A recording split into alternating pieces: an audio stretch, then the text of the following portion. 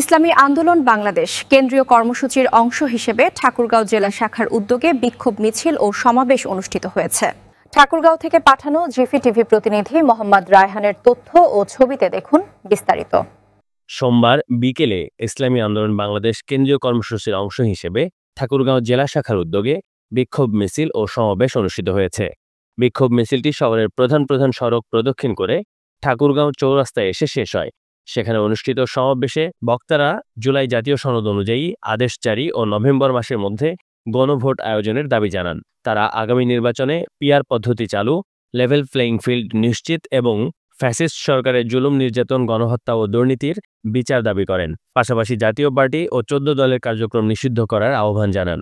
সমাবেশে উপস্থিত ছিলেন ইসলামী আন্দোলন বাংলাদেশ ঠাকুরগাঁও জেলা শাখার সভাপতি মাওলানা হাফেজ উদ্দিন, সেক্রেটারি মোহাম্মদ মতিউর রহমান বাইজিদ, ইসলামী যুব আন্দোলনের সহসভাপতি মোহাম্মদ শারাফত হোসেন এবং ইসলামী আন্দোলন ঠাকুরগাঁও জেলা শাখার সভাপতি মোহাম্মদ আল আমিন।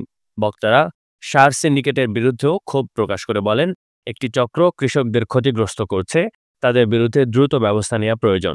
ন্যায়ভিত্তিক সমাজ প্রতিষ্ঠা ও জনগণের অধিকার আদায়ে আন্দোলন অব্যাহত রাখার অঙ্গীকার ব্যক্ত করেন। যারা আবারও চাঁদাবাজিতে নেমেছে, যারা টেন্ডারবাজিতে নেমেছে, যারা খুন খারাপিতে নেমেছে, যারা ধর্ষণে নেমেছে, এই ধর্ষণ খুন খারাপি দেখার জন্য আমরা এদেশে বারবার রক্ত দেইনি। Mohammad Raihan, chief TV, Thakurgaon.